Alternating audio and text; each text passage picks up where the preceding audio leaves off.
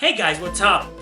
Today I want to show you 3 strategy RPGs that are rare and that I think you should play because they're just very good, very solid, fun to play, and almost nobody knows them, or they are rather forgotten hidden gems. And I know I could be recommending you some of these games here, but come on, I have already recommended these games a million times in my channel, and I think they have gotten enough attention, don't you think? But just in case, you should play them as well. But today I want to show you 3 games that I rarely talk about. I think I've talked about these games one time only my entire YouTube gaming, RP gaming channel, and I think it's about time they get more attention than what they deserve. So let's begin.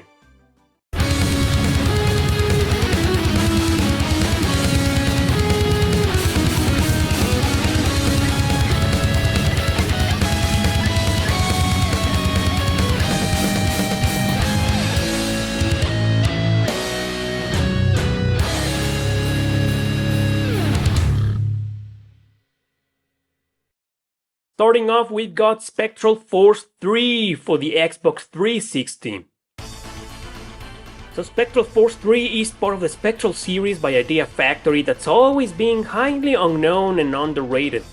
I have no idea why the previous 2 games were never released outside Japan, and instead we got the 3rd one for the Xbox 360. Now, isn't that weird? I'm thinking it could be because the others might be, I don't know, too hard or very complex, whereas the 3rd one is a standard tactical RPG with friendly mechanics.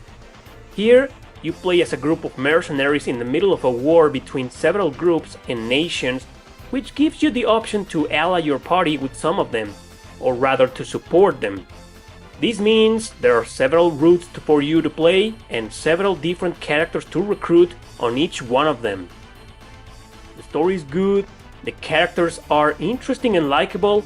You know, it might not be one of the best strategy RPGs ever, but for being one that is so rare and that most RP gamers who own an Xbox 360 don't know, it really stands on its own and I think you should play it.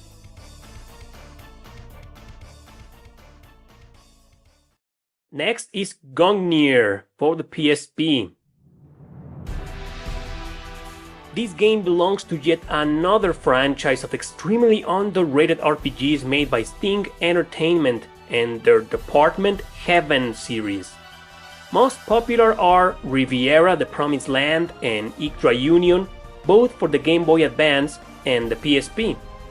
Gungnir, however, is an exclusive for this system, and it's the rarest of them all, I think. It's about a resistance group in the middle of a war, and they're trying to oppose the oppression from the ruling class. The main character rescues a girl and recruits her into the resistance without knowing who she really is. This starts all sorts of trouble that lead us as players to a very interesting plot that unfolds little by little before us. So yeah, the story is great. I gotta say though that this game, just like all the others from the series, is really hard. Probably one of the hardest on the PSP, but it's totally worth it since the game's very good.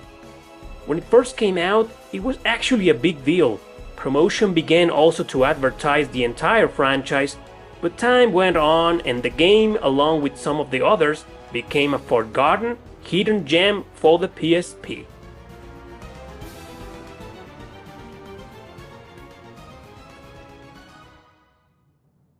Finally, we got Pucelle Tactics for the PS2.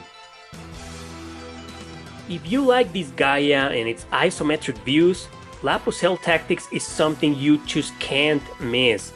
Again, this game was not that rare back when it first came out, but over time people have started to forget about it. Initially an exclusive for the PS2, later ported to the PSP but only in Japan, this strategy RPG is a very solid comedy. It takes elements from this Gaia, like I said, even story-wise, to mock stuff like religion or folklore. It's also one of those games that get harder the more you play them, which usually test your patience every now and then, but there you are, persistently trying again and again until you beat them. It actually has some pretty interesting mechanics like training monsters to join your party or to be sent to battle in wars between demons. The characters are very enjoyable, creating a fun experience for the player to engage with. A little controversy I'd like to add is that given all its different perspectives on religion, this game was censored by the publishers when it was released to the West, removing things like crosses and altering some spell animations.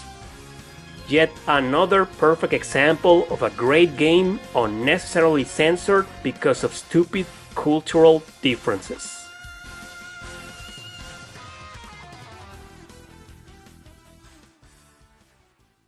So that's it, guys. Those are my 3 recommendations for today.